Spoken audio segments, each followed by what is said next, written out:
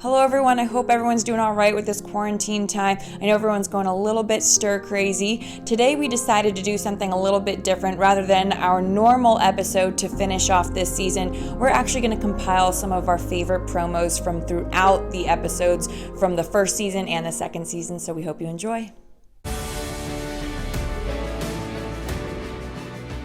You dwell on the stories of he did this to me and I've got broken ribs and he broke my fingers and you know, when you look at all the bruises, the huge black eyes that I've seen, that our drivers have seen, it can weigh you down. If all you do is walk home and think about all the ills and burdens of the world, it's going to weigh you down. Mm-hmm. I think of it as bittersweet. You know, it's a real bummer that all these abusers are doing all this damage, but we are here. Yeah. We are able to make change. Every single decision you make, every single thing you do, every single day, ask yourself, is this benefiting these children? And if what you're doing or the decisions you're making or the things you're worried about or the things you're beating yourself up about are not benefiting those kids, let it go. It rocked my world beyond belief. Yeah. My life changed in an instant. And I was suddenly a single mom with 2 babies, but all in the same, I'm trying to always find positive. Yeah. And it just catapulted me to becoming this incredibly strong, independent woman who can handle her own, you know? And he asked me, he said, "Where's your husband?" And I said, "My husband's at home." And he said, "Well, what do you do for a living?" And I explained to him that I was in health and safety at BP. He said to me, "What's a pretty young lady like you doing in a dark, dangerous business like oil?" And I thought, I am so going to change to this. I'm tired of hearing women can't do, women and men can't do each other's jobs. There's a whole host of things that both men and women can do in the energy industry. So let's put that off to the side. But really the other part that I was fascinated with was this dark and dangerous narrative. Tell me about that. Yeah, so it was a really strict Christian home. So I turned to self-harm. And so like the name Wired for Freedom, basically it means that like we were created to be free. Mm-hmm. God created us to be free. But what happens is lies come in there, like you're not good enough or you're a bad person or, you're not beautiful. All these lies come in there, and that affects the way that we live our life. Van full of guys come over the hill. They slowed down. They all stared at me, and I thought, that's a little weird, but, nothing happened. They went to the end of the road, and they turned back around.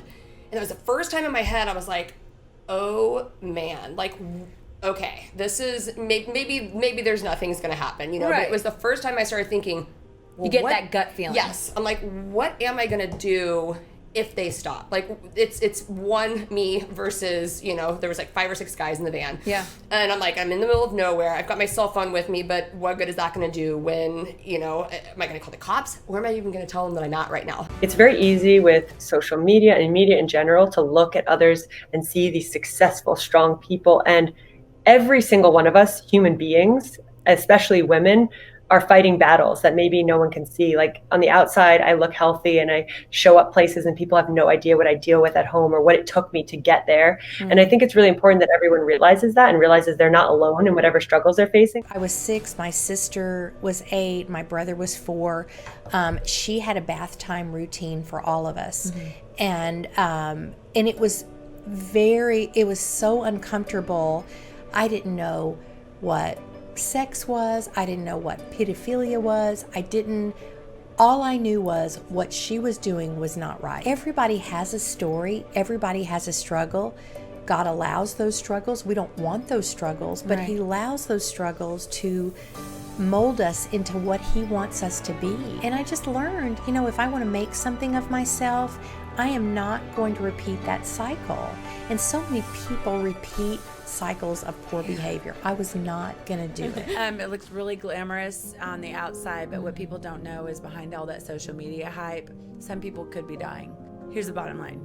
I should be dead. I overdosed many times. I drank and drove. It was hidden behind the doors.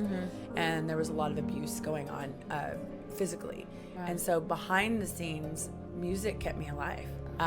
And so we find a balance somehow. And if you could listen to my music and know that there's hope, that for some reason I'm sitting here with Sarah Strackhouse on the Strackhouse Women at Work because of something bigger out there saying, you're going to sit and tell your story and maybe help another woman. And on your 8 years sober I day. know! It's crazy. To the women out there, I'm not sure we could do it all. I think it's a lie that we've all been taught, that you can raise a beautiful family and have this amazing career. I have a great career, yes, but I'm not the CFO or the CEO of some big corporation. I just don't see how you can go into an office every day and still raise the most wonderful kids in the whole world like I have. Yeah, but it was very painful from being torn of, do I even want to be here, to, hey, we got to find out what that voice meant. Right. And so I said nothing. Wow. For how long? Until I wrote the book, which came out on the 15th anniversary of 9/11. Wow. And I'm smiling and laughing now because it is so utterly ridiculous because of what I do now and encourage people to ask for help. Yeah. I couldn't do it at that time, and I hid it because I didn't want to appear weak. I think I took the image of, being a Secret Service. I had, my parents were really proud of me, my grandparents, something that I worked really, really hard for. And that is what Silent Screams is. We are a safe place.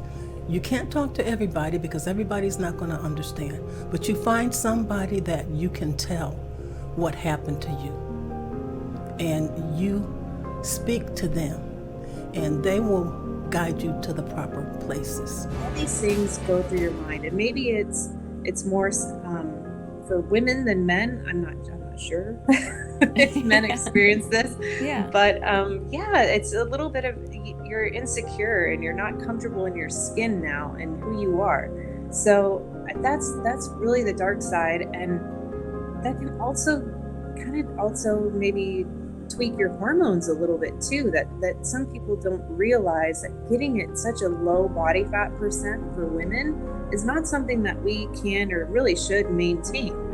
Well, what advice do you have for women who are going through this, maybe for the first time, or maybe it's their 8th time and they're still kind of struggling through that after show feeling?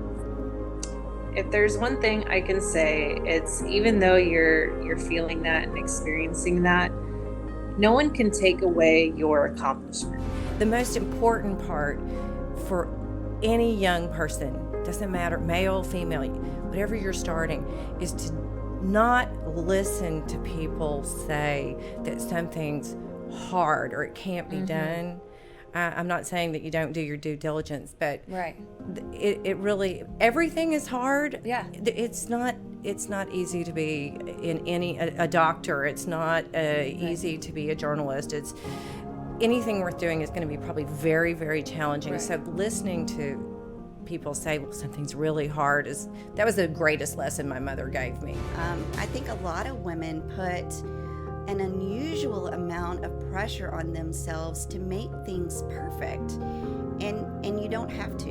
And I tell my daughter this: if you are giving what you have, and doing the best that you can with the talents that God gave you, you should be able to rest easy. I was just walking out of the university, and I saw the university name, and I just started crying. Well, thanks so much for watching. We'll be back with season 3 once we are back in studio. And I want to let you know that we do have some sneak previews of some behind the scenes and some footage. So we'll show you that a little later on. But thanks so much for joining. Don't forget to like, share, and subscribe to the Strackhouse on all of your social platforms.